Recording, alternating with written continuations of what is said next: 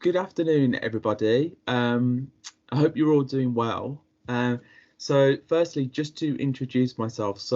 My name's Lee. I'm one of the fifth year medical students, and it's my real pleasure to be here today delivering this lecture as part of the Osler Society's National Preclinical Revision course. So for those of you that attended the lectures so far, I hope you've enjoyed them and that they've been useful for you, and you found them helpful for your revision going forwards.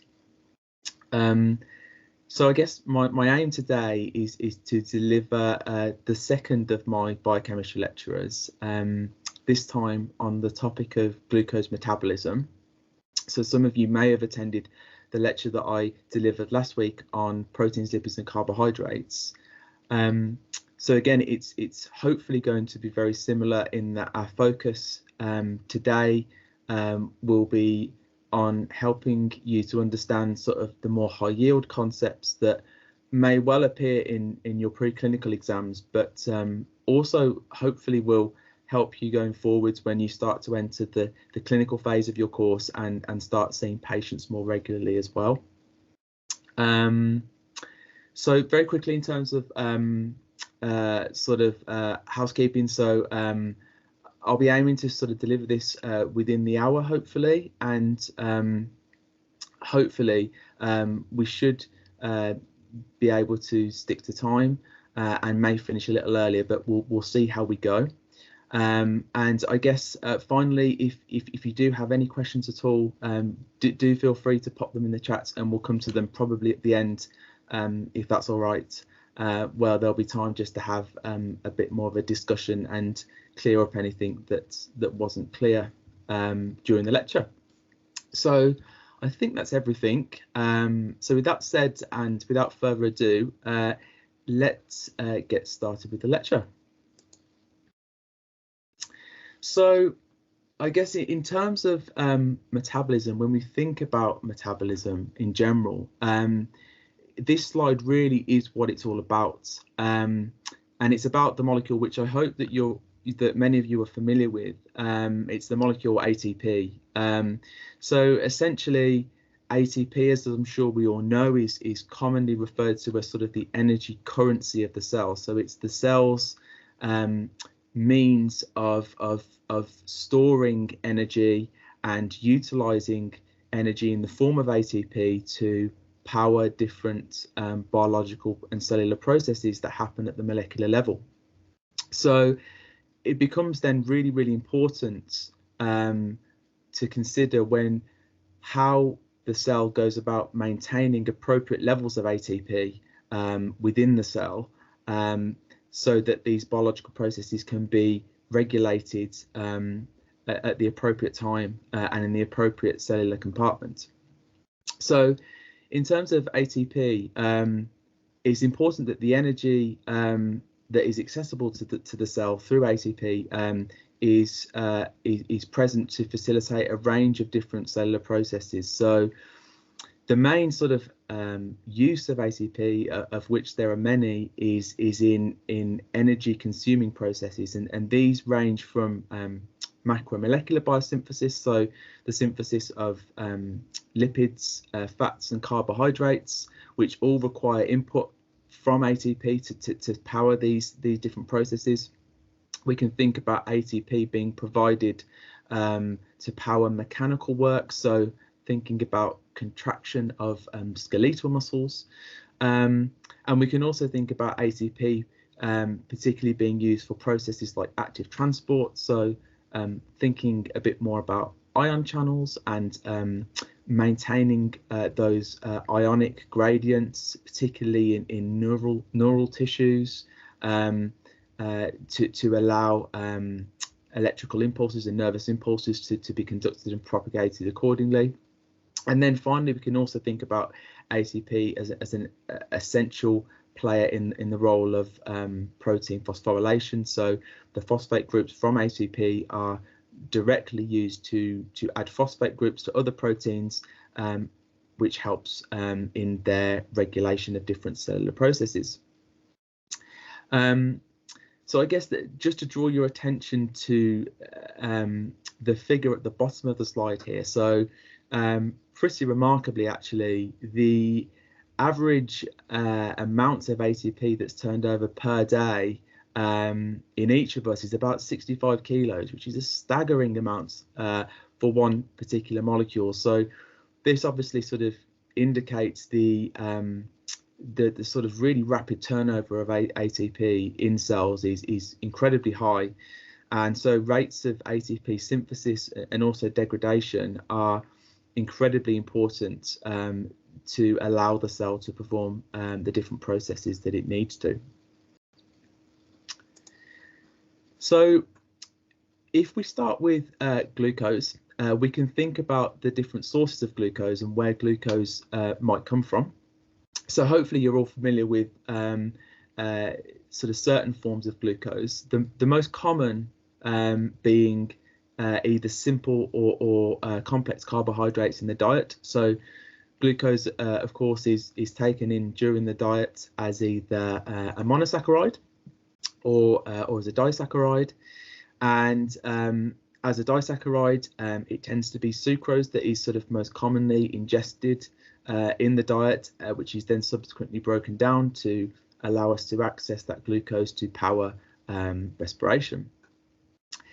If we think about other sources of glucose, so we could think about glycogen. So as I'm sure we're all aware, glycogen is the major storage form of glucose, present primarily in liver and muscle. And glycogen can be used by both liver and muscle for the powering different biological processes.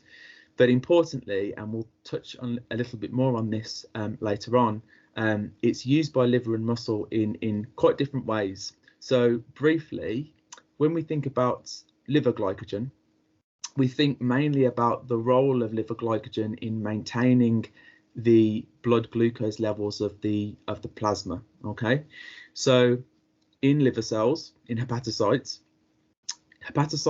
are able to mobilize glycogen to release glucose in order to maintain plasma glucose levels. And so the way that the liver can do this is that it has an enzyme called glucose 6-phosphatase, which removes a phosphate from glucose 6-phosphate to make glucose available in the bloodstream.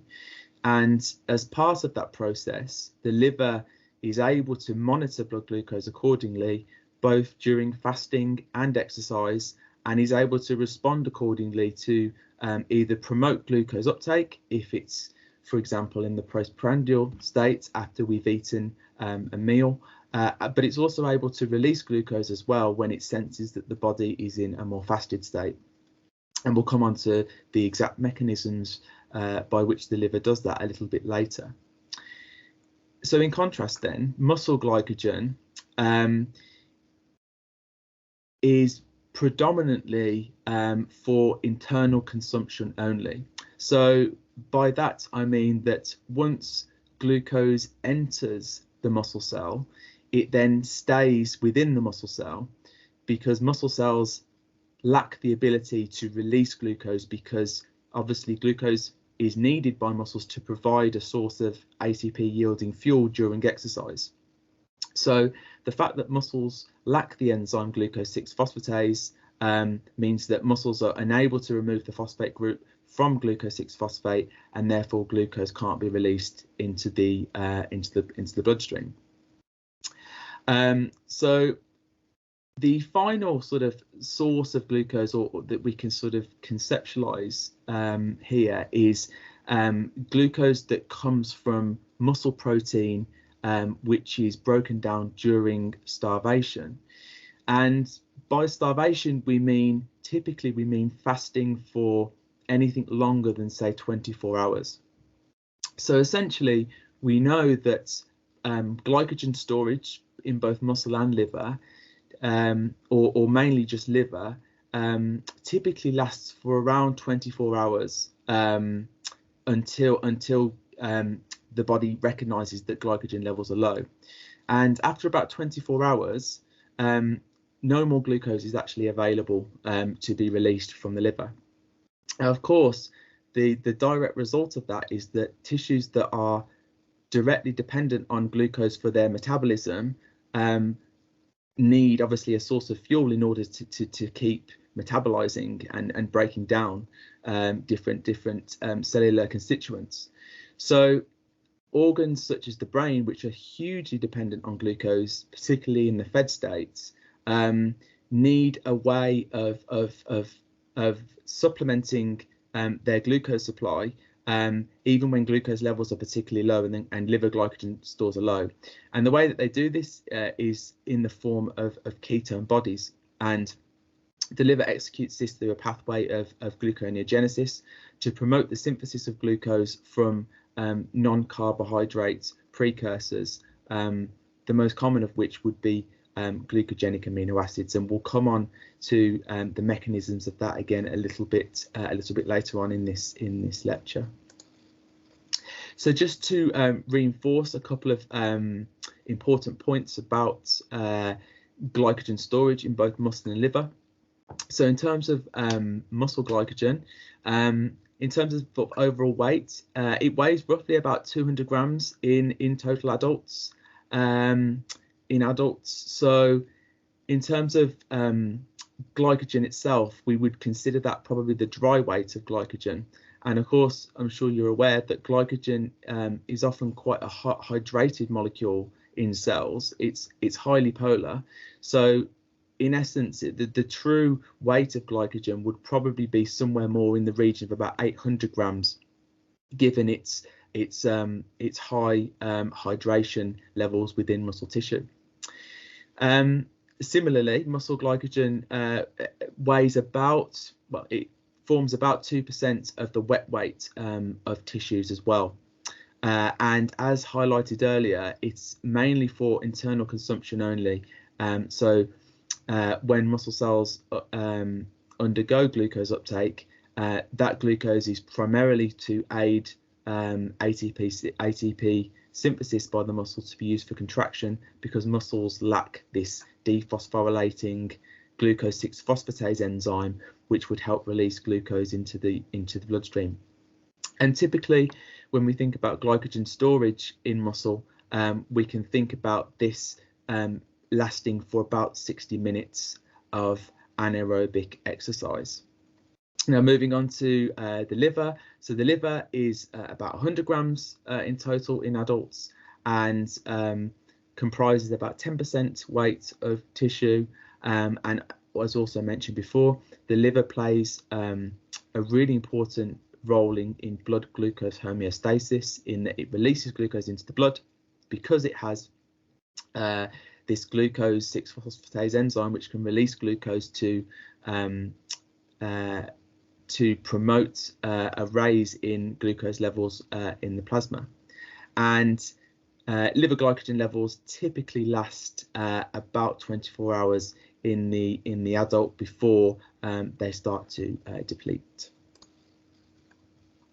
So that then leaves us with a little bit of a problem, because essentially, if we have liver that is comprised mainly of 100 grams of glucose in the form of glycogen, in the storage form of glucose, and the brain is consuming around 120 grams of glucose per day, and we have liver glycogen that lasts for less than 24 hours, we need some sort of mechanism that's going to be able to, once liver glycogen levels have been depleted, that can still provide a source of glucose for tissues that are so heavily reliant on glucose, such as the brain. And this is where the process of gluconeogenesis, which happens in the liver, kicks in and is really, really important for enabling the brain with these crucial glucose substrates so that it can function metabolically. So this diagram essentially is intended to showcase the relationship between muscle tissue, liver tissue, and brain during starvation, during which this process that we've talked about, gluconeogenesis, is particularly active. So what's going on here? So essentially, during starvation, our plasma glucose levels are going to be lower than normal. And essentially, the reason behind why these glucose levels are low is because your liver glycogen levels have been depleted.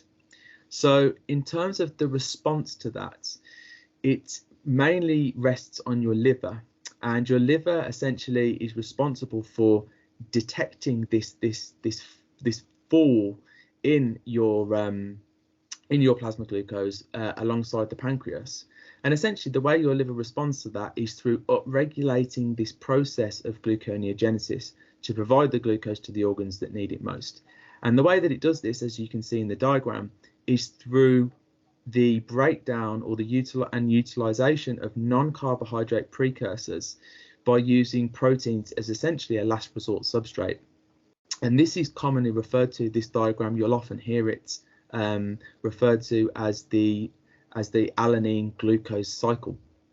So essentially what's happening here is that you start with muscle protein being degraded after about 24 hours, and what you have released is essentially branched chain amino acids, which are then transaminated through a series of reactions to produce the two amino acids alanine and glutamine, which are both then used as vehicles to transport carbon from muscle tissue to the liver.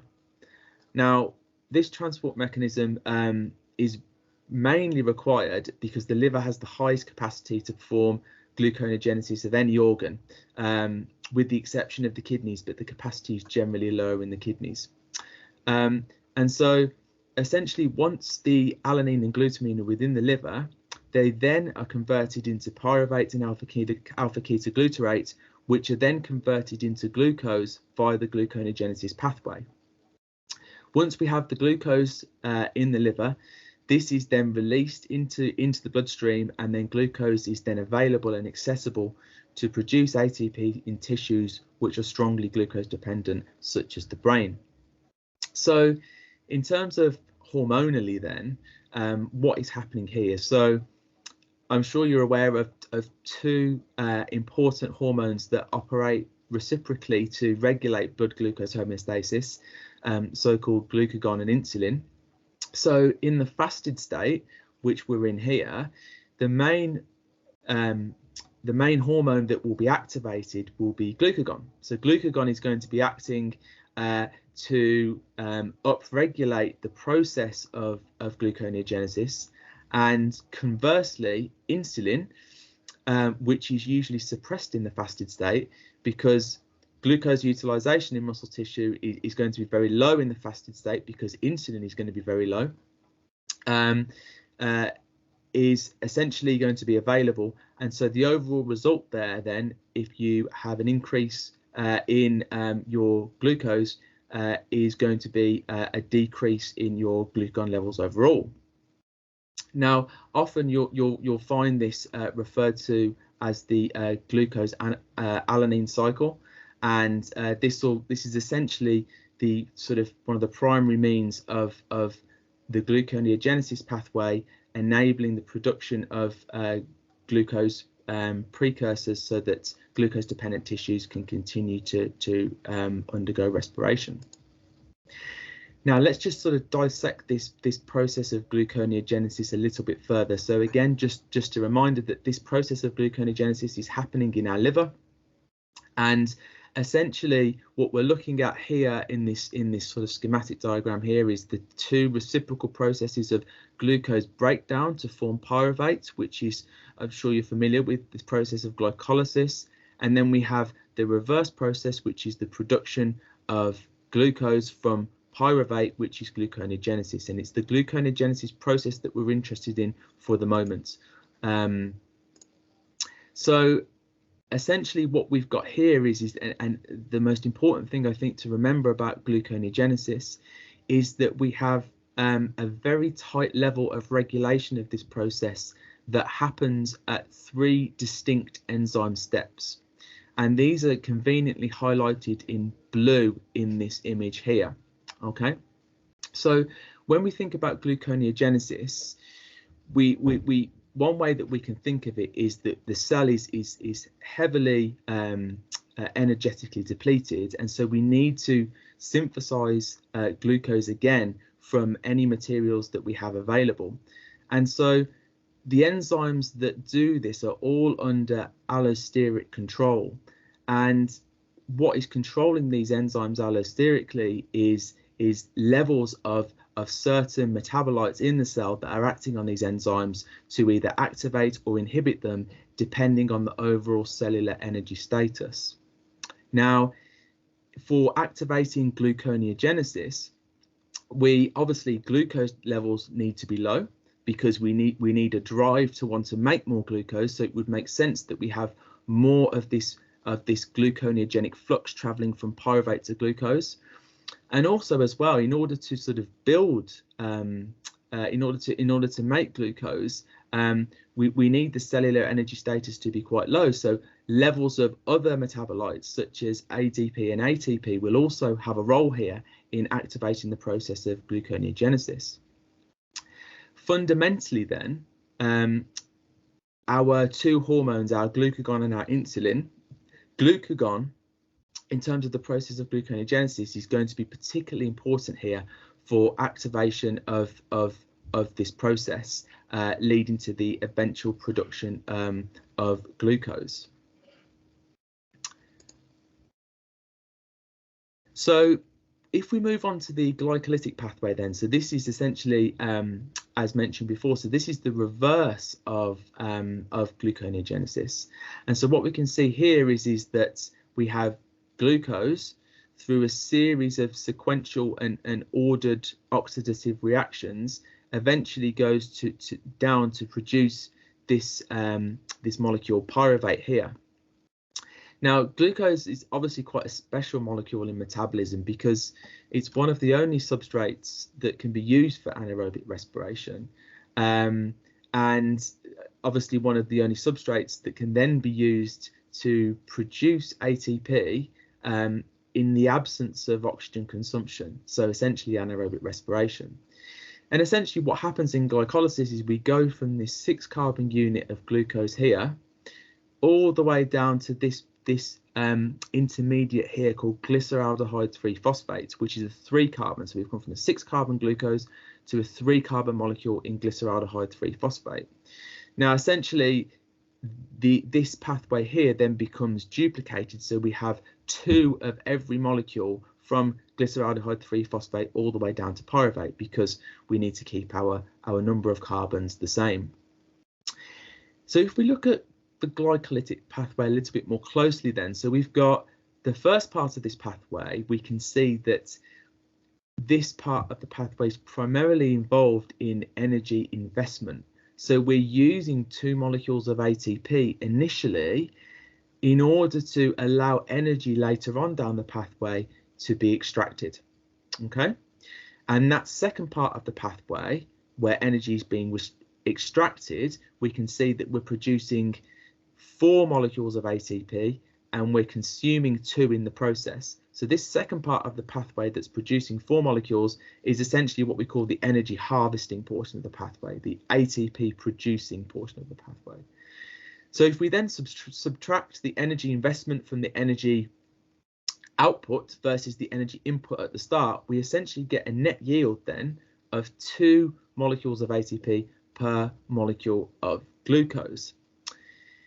Now, when we think about the glycolytic pathway, not only do we think of it as a precursor to oxidative metabolism, so pyruvate here being a precursor for the TCA cycle and then subsequently oxidative phosphorylation, but we can also think about this pathway in the process of anaerobic respiration.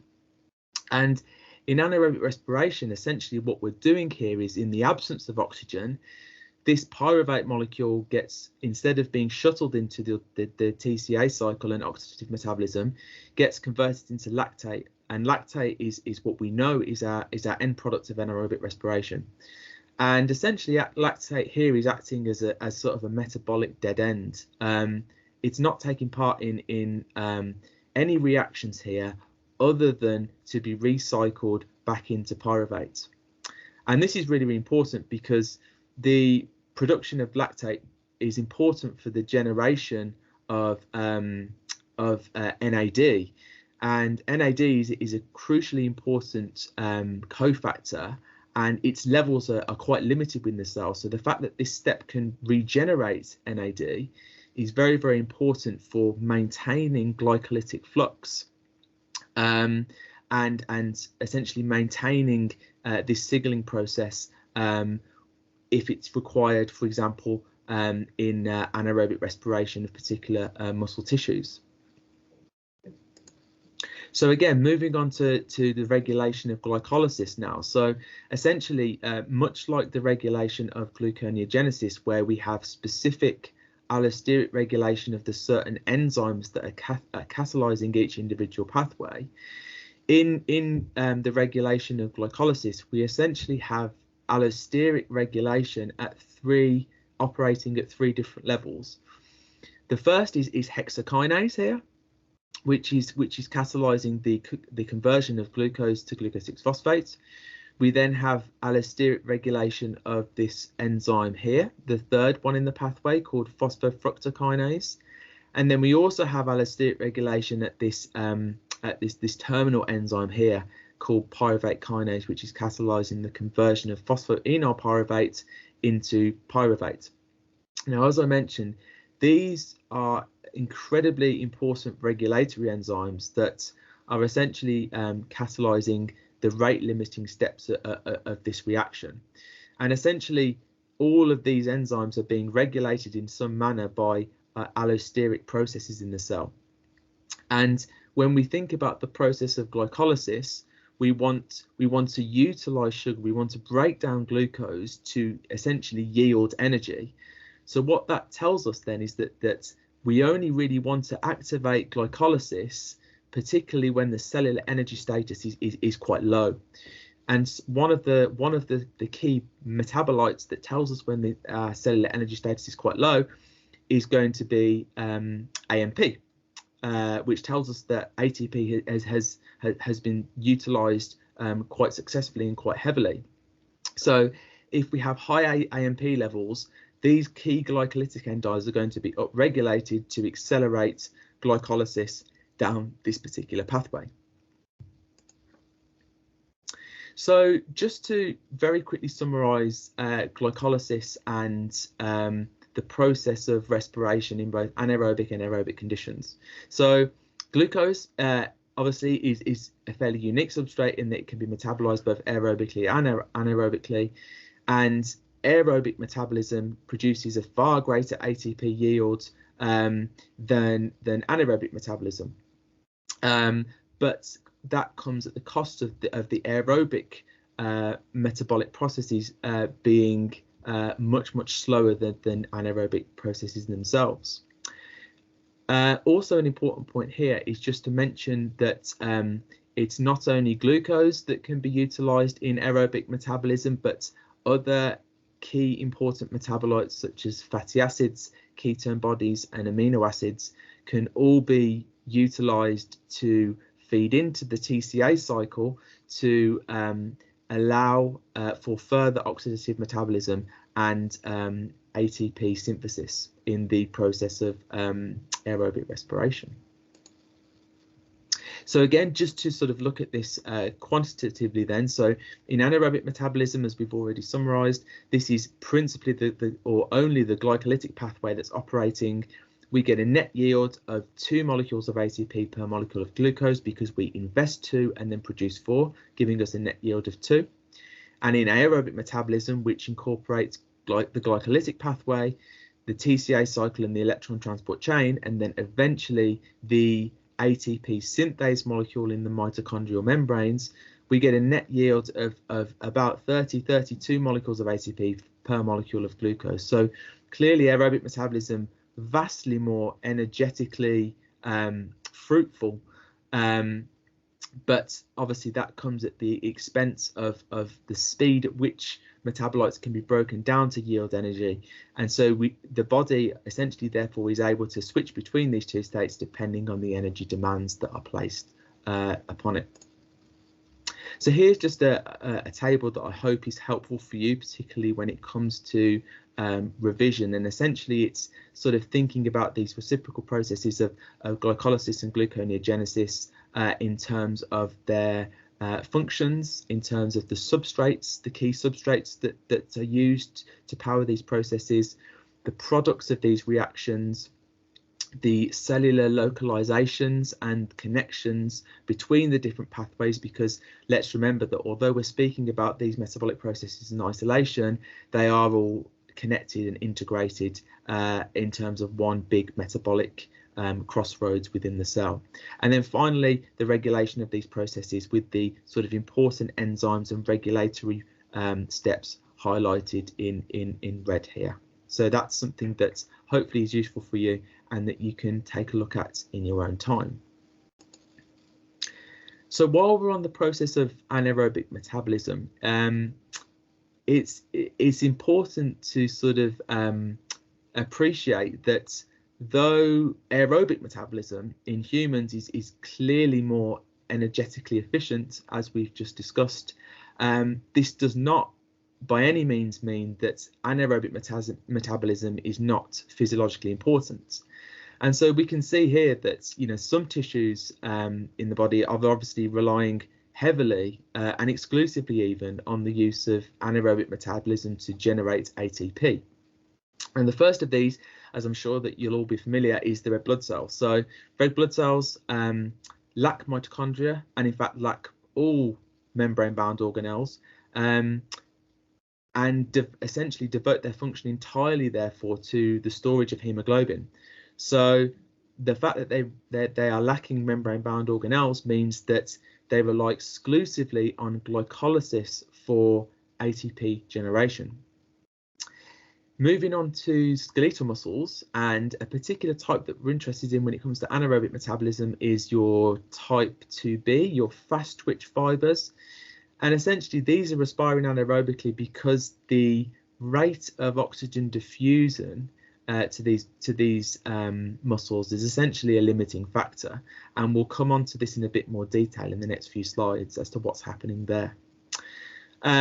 Other examples are the kidneys, so particularly the kidney medulla here, which generally is a part of the kidney that's relatively poorly perfused with blood, and so because it's poorly perfused, receives a fairly poor oxygen supply, and so therefore relies on anaerobic respiration in order to keep this portion of the kidney viable and functional. So thinking a little bit more then about the muscle tissues and anaerobic respiration that happens in muscle tissues. Now, as we mentioned before, aerobic respiration of using glucose as an energy yielding substrate is about 15-fold more efficient than anaerobic respiration. But the key problem, therefore, is that oxygen diffusion to this to these muscles is limited, essentially, because there's no proteinaceous carrier involved to transport oxygen. It just freely diffuses across membranes passively.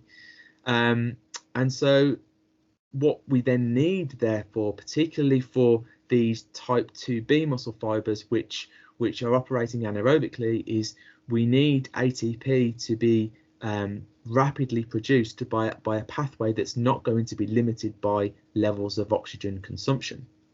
And essentially, this muscle fiber, your type 2B fibers, are able to increase flux through the glycolytic pathway about 14,000 fold. It's a staggering amount, and happening over a very small time frame, so milliseconds. And it's essentially this adaptation which allows fast ATP production independent of oxygen availability. So how is the body, or how is the liver and muscle tissues, how are they responding during anaerobic exercise? And so the way that we can conceptualize this is through the process of the Cori cycle. And essentially in the Cori cycle, we have the process of anaerobic respiration occurring, and this is happening in our type 2B muscle fibers, which are continuously converting glucose into lactate. Now, as this process happens over time, lactate's going to obviously build up in our muscles and then be released into the bloodstream, through which then the liver takes up lactate and converts it into glucose through our process of gluconeogenesis that we spoke about earlier. Now, essentially, this process is going to regenerate a glucose molecule, which can then be taken up by the muscle again to stimulate further rounds of ATP production during glycolysis. And essentially, this relationship is referred to, as I mentioned, as the Cori cycle. And I guess an important point to note here is that the Cori cycle has a fairly considerable energy expenditure. For example, if we look at the gluconeogenic arm of this pathway that's happening in the liver, where we get conversion of lactate to glucose, that conversion itself is requiring 6 molecules of ATP, and we're releasing 2 molecules of ATP when we do the opposite process of converting glucose into lactate in the muscle. So essentially, per round of this cycle, we're using 4 molecules of ATP per round, which is why anaerobic respiration in some ways in muscle tissue is quite short-lived and often limited in duration, because one of the things about it is that it's fairly energetically expensive. So let's just go into a little bit more detail about these individual muscle fibers. So we've spoken in a bit of detail about the adaptation of the type 2B fibers in anaerobic respiration, but let's just sort of consider in a bit more detail its counterpart muscle fibers, the so-called type 1 muscle fibers here, and the physiological adaptations that are driving these muscle fibers to be suited to particular metabolic activities. So essentially, as we've already mentioned, we have our fast twitch type 2B fibers that are primarily active in anaerobic respiration, and we can think of these in humans. These are the muscle types that are likely to be highly developed in professional sprinters, so athletes that need to be particularly explosive and are performing activities that require high power output over very, very short durations and quick bursts. And the characteristics of these type 2B fibers are going to be as listed on the slide here. So generally speaking, they're relatively poorly vascularized. They have few mitochondria, so therefore there's very little oxidative capacity there. They have little myoglobin. And so the fact that they have little myoglobin and they're poorly vascularized means that they are often sort of white in appearance, and they have fairly large glycogen stores, which is useful for supplying glucose substrate. Now, by contrast, if we look at the type 1 slow twitch muscle fibers, we can see that they're contrarily, these are highly vascularized muscle fibers, which contain many mitochondria, so we'll have a fairly large oxidative capacity.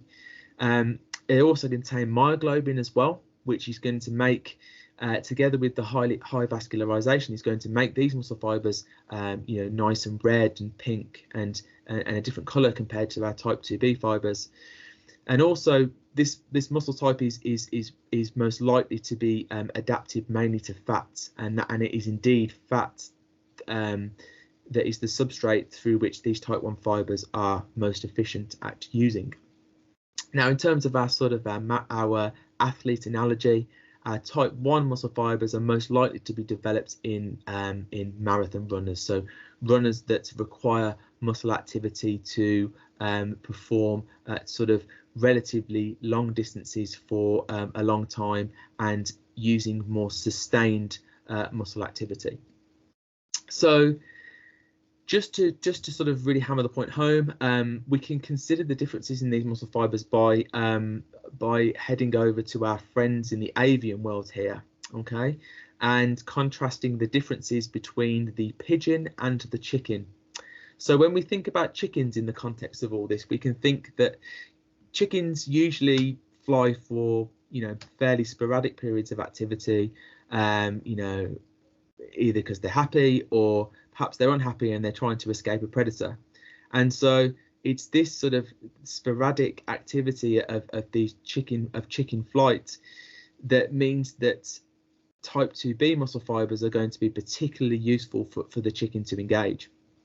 And you can sort of conceptualize this as when you look at, say, chicken breast, for instance. So if you look at a chicken breast, the breast meat is typically very white in appearance, and this is very reflective again of the poor vascularization and poor or very little myoglobin content of the chicken muscle tissue.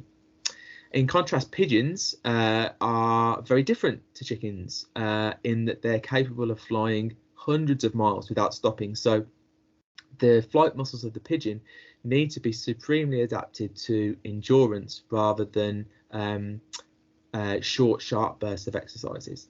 So in our pigeon, we have type 1 fibers predominantly, and these are obviously going to be highly vascularized and much darker, much redder in colour. And indeed, that is what we see if we, for example, look at a breast of pigeon compared to a breast of chicken. A pigeon breast is going to be much more dark and redder in colour due to the high degree of vascularization and high myoglobin content. So when we think about the importance of glucose as a metabolic fuel, we've already discussed that it can be it's one of the unique substrates that can be respired anaerobically in the absence of oxygen. And obviously that helps provide a significant source of ATP generation. But we also know that the brain is a hugely oxidative tissue, and so our central nervous system is going to be hugely dependent on glucose. And we know this intuitively because any interruption to oxygen supply to the brain is going to be hugely damaging, as predominantly ATP production by neural tissue is going to be exclusively by the aerobic route of mitochondrial metabolism. Now, when we think about the brain's requirement for glucose, in the fed state, the brain is essentially utilizing about 120 grams of glucose a day, as I mentioned before. But the brain itself actually lacks the receptors for other molecules such as lipoproteins and other molecules that you might think could be used for respiratory substrates in this tissue. And in the context of lipoproteins, unfortunately, these don't cross the blood-brain barrier, so would be pretty poor substrates for use by the brain as an energy yielding molecule. However, in the starved state, the brain is able to derive, luckily, most of its energy from these metabolites called ketone bodies.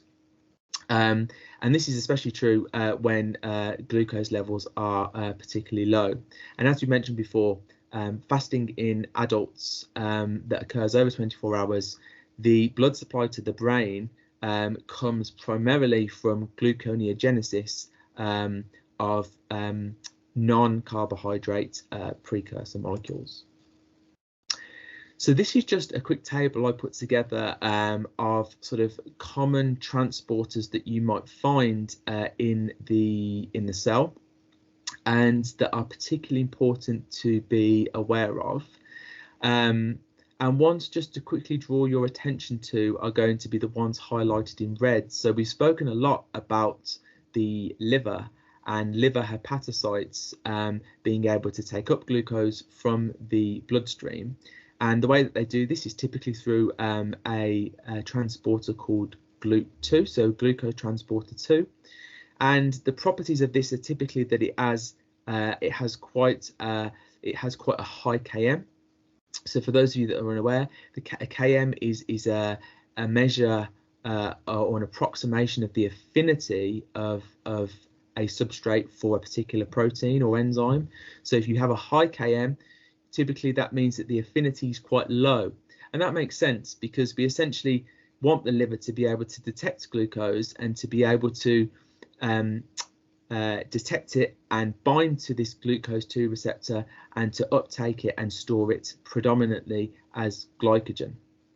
Now, contrasting that with this GLUT4 enzyme here, which is primarily localized to skeletal muscle, this is the key glucose transporter that's primarily under the control of insulin signaling. So essentially, when glucose acts on skeletal muscle tissue, it's the recruitment of these GLUT4 transporters to the membrane of these individual myocytes that allow for glucose to be taken up by the muscle and used in the process of glycogen storage. And I guess just finally, just to highlight that the brain here is particularly enriched in transporters, glucose 3 transporters, and these have a low Km, so are very, very high affinity. And that makes sense because we know the brain is a huge utilizer of glucose, and so these transporters are uniquely adapted in that they're very, very high affinity, so that if they see glucose in the bloodstream, they immediately bind to it with high affinity, can uptake glucose into neural tissue and allow that glucose to be utilized for neural and metabolic processes. So just to say a little bit about blood glucose homeostasis. So as I'm sure you're all aware, blood glucose is maintained under normal physiological conditions in a precise homeostatic range, and that's typically between 4 and 7 millimolar, and about 4 millimolar and below, we start to enter the so-called hypoglycemic levels of blood glucose, and that can be sort of fairly dangerous to humans, mainly because the main worry is that we can often go into sort of a hypoglycemic coma, and a precursor to that is essentially it could be a reason for why sometimes people feel quite faint when they don't eat for a long time, because their glucose levels are generally quite low.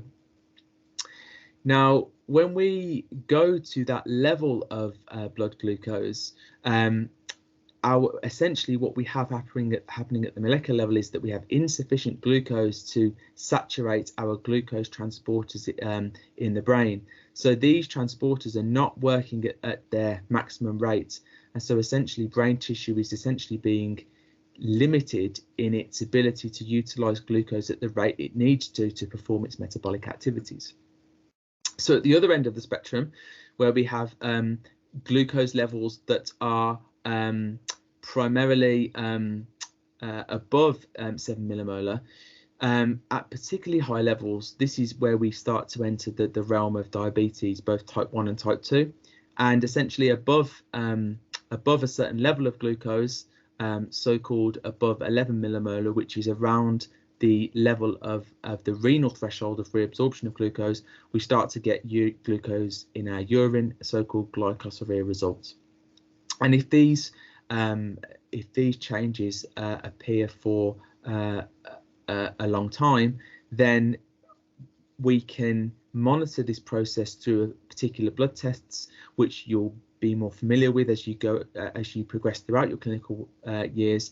And this is the HbA1c, which is essentially an average of your glucose levels in your blood, and a measure essentially of your glycosylated red blood cells in your blood over essentially a 3-month period. So again, again a bit of revision for you guys. So in terms of the regulation of glycemic control, I'm sure you're all aware that this is the process of insulin glucagon regulation. So when blood glucose levels are high, this triggers the release of insulin from your beta cells of your pancreas, the so-called pancreatic islets of Langerhans, and essentially this is all happening to promote hypoglycemia, so going from a high blood glucose to essentially a low blood glucose, where insulin can stimulate tissues to take up glucose in the